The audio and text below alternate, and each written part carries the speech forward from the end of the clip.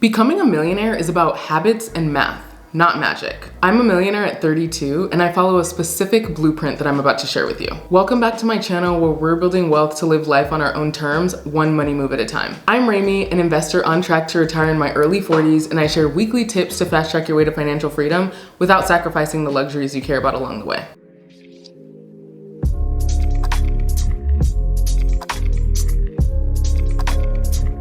If you want to go beyond the basics and actually master your money, check out my Financially Fabulous coaching program linked in the description. You'll work one-on-one with me to get step-by-step guidance to build real wealth, avoid rookie mistakes, and finally feel confident on your journey to financial freedom. So first things first, if you want to be a millionaire in 2026, you have to understand your why. One of the major reasons I started taking my finances so seriously is because I realized I was on track to do what everyone else does. Retire at 65. And that's just simply not for me. I don't want to wait until I'm 65 to have the freedom to choose how I spend my time. I'm in a season where I'm growing my family, and I'm super excited to have the opportunity for a more flexible schedule and give my kids the best of me while they're growing up. But that doesn't mean I won't do anything. I think there's a misconception that retirement means you do absolutely nothing, but millennials are redefining what it means to retire early. It's not just hanging out or going on trips. Obviously it can be, but it can also be chasing passion projects, building meaningful businesses that you didn't have time for while you were working a traditional 9-to-5, and obviously being able to spend more time with your family. Scott Trench, who's the CEO of Bigger Pockets, once said,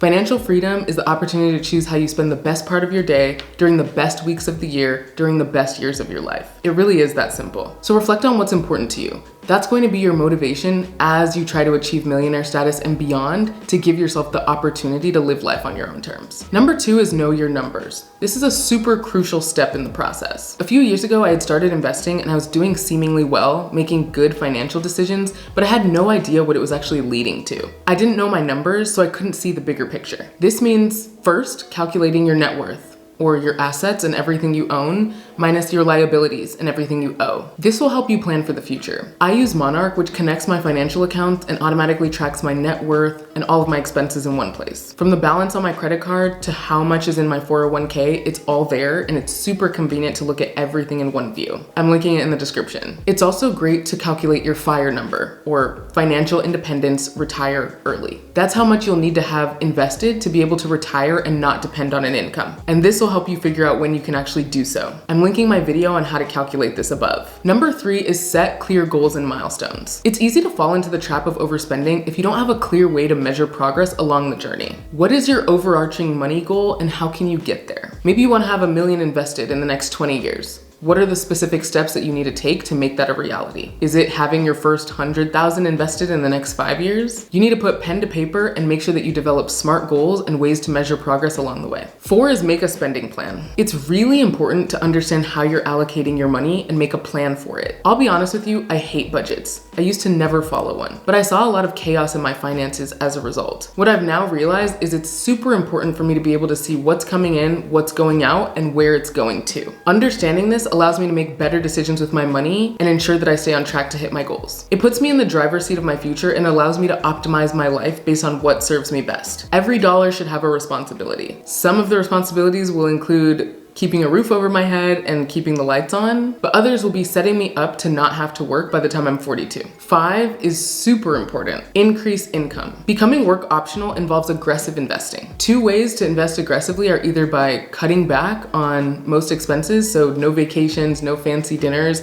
you get the idea, or making more money. I'm a big fan of the latter because life is too short to not be able to enjoy it in some capacity. Find a flexible, uncapped side hustle and invest every dollar you make. At 25, I became a real estate agent because I could show houses after work or on the weekend, and if I put in the work, the reward was significant. Side hustles that allow you to go at your own pace are perfect to weave into your existing schedule. Don't look at your income as fixed. You can always make the pie bigger. 6 is automate investing. It's important to add investing into your plan. Whether it's $100 a month to start or $1,000 a month to start, making it a line item in your spending plan forces you to think about the future. Even if you think what you have to invest is too small now, it's best to start from somewhere and let compound growth work its magic. Then as you make more money, you can increase how much you're investing. A good rule of thumb is to start with 15% of your income and gradually increase from there. I know people that invest 50% of their income because they want to be work optional sooner. The math is simple. The more you invest, the quicker you can ditch your 9-to-5. And 7 is audit yourself.